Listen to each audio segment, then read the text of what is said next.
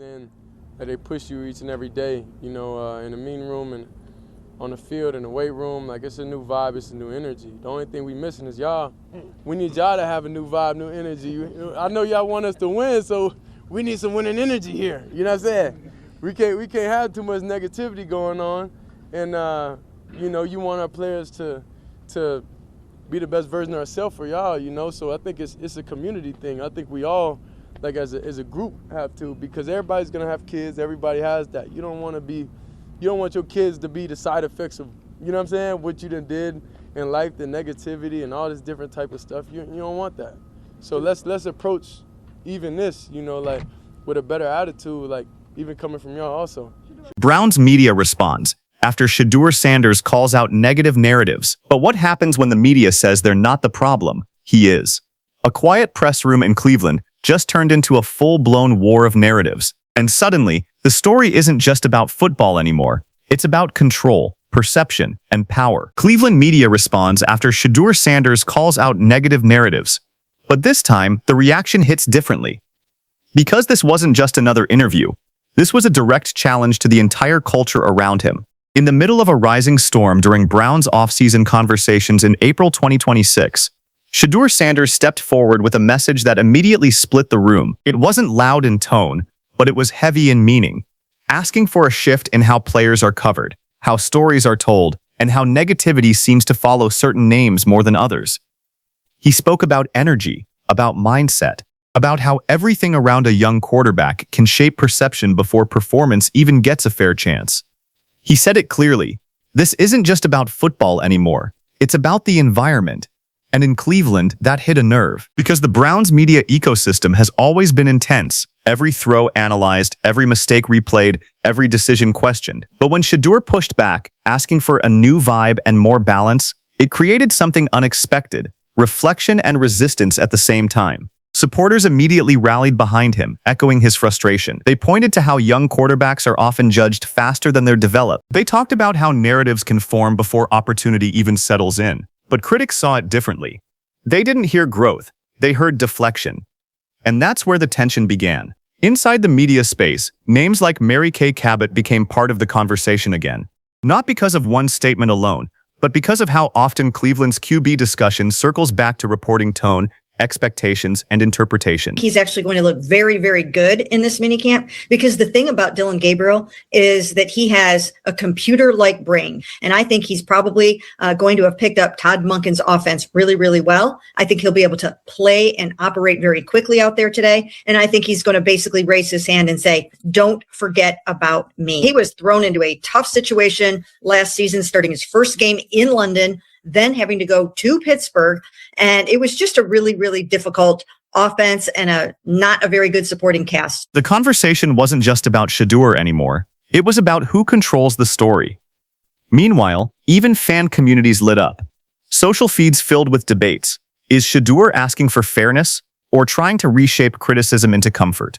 Is the media being honest or unnecessarily harsh? And in that tension, Cleveland found itself once again at the center of a quarterback storm, where potential, pressure, and perception collide every single day. One of the most discussed reactions came during a Cleveland sports radio segment where Mary Kay Cabot addressed the broader criticism being directed toward local coverage. Her tone was firm, confident, and defensive of the reporting culture in the city.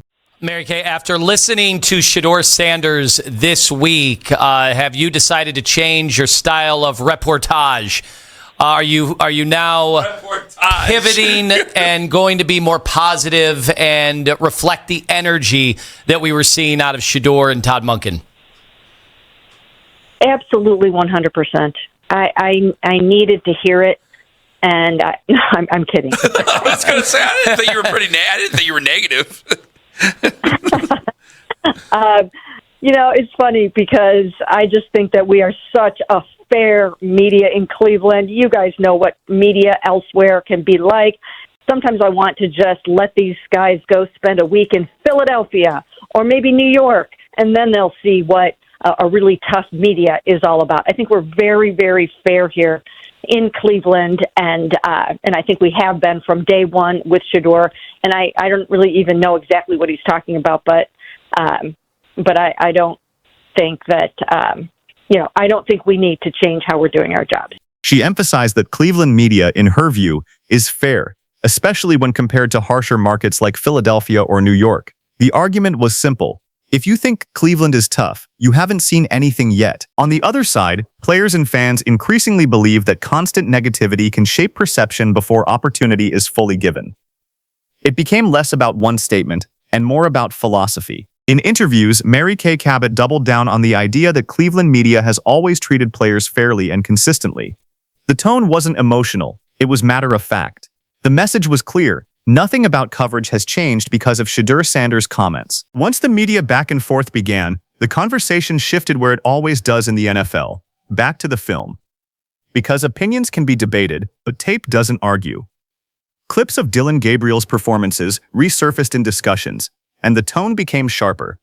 He's got a computer-like brain. Gabriel, hit as he throws. Browns looking for the touchdown. Gabriel, not going to happen.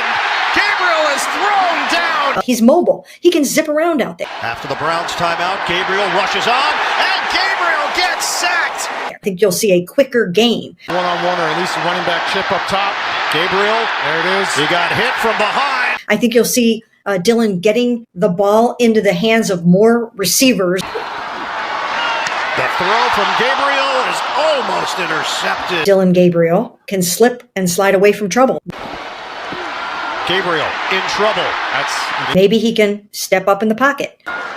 Gabriel steps up, and he's sacked. Or step to his side. Gabriel out of the pocket, on the move, caught from behind. Dylan might be able to not only function pretty well himself, but elevate the play of the guys around him.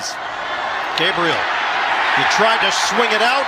Instead, it gets knocked down. I don't think things could get any worse with Dylan. For the course of his journey. And Gabriel gets crunched. Gabriel gets hit from behind. Gabriel in trouble. Gabriel sacked.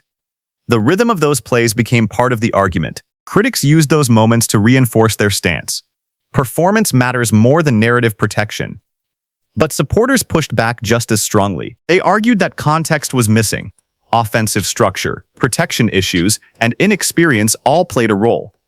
They pointed out that no quarterback thrives consistently in unstable conditions, especially early in development. Then came the broader comparison discussions. Shedeur Sanders supporters began arguing that young quarterbacks are often evaluated through a distorted lens, one where every mistake is magnified, while difficult circumstances are minimized. Opponents countered with a simpler argument. The NFL doesn't wait for narratives to feel fair. It rewards execution.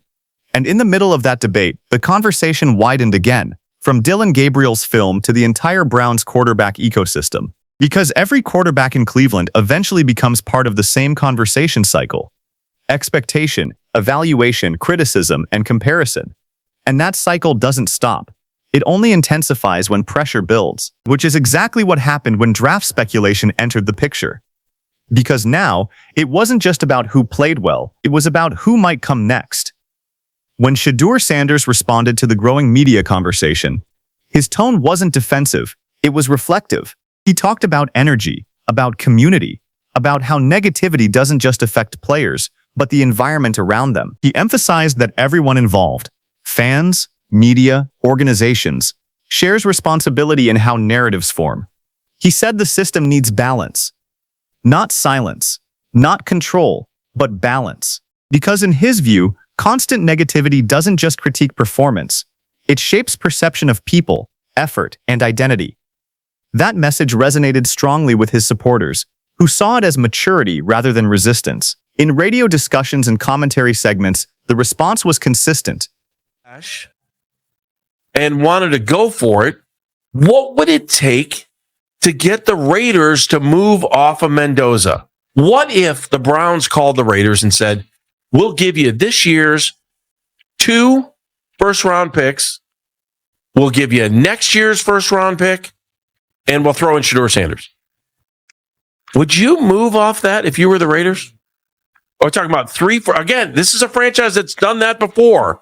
3 first-round picks. They've not used their own natural first-round pick since Baker Mayfield in 2018.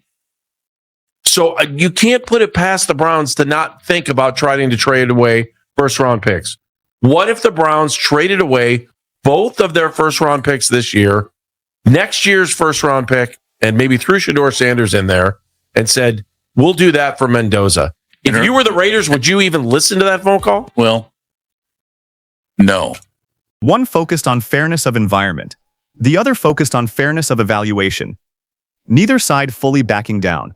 And that's what made the conversation stick. Because this wasn't about one quote anymore. It was about how football is covered, how players are developed, and how narratives become reality faster than results can correct them. And in Cleveland, where quarterback pressure is part of the identity, that debate never stays quiet for long, which leads to the final question no one in this situation can avoid. Who actually controls the story now? At this point, the situation is no longer just about Shedeur Sanders or Cleveland media or even quarterback performance. It has become something larger, a battle over narrative control in modern football. In the end, this isn't just about Shedeur Sanders or Browns media. It's about how narratives are built, challenged, and defended in real time, and whether those narratives help shape greatness or create pressure that defines it. If you made it this far, you already know this story is far from over.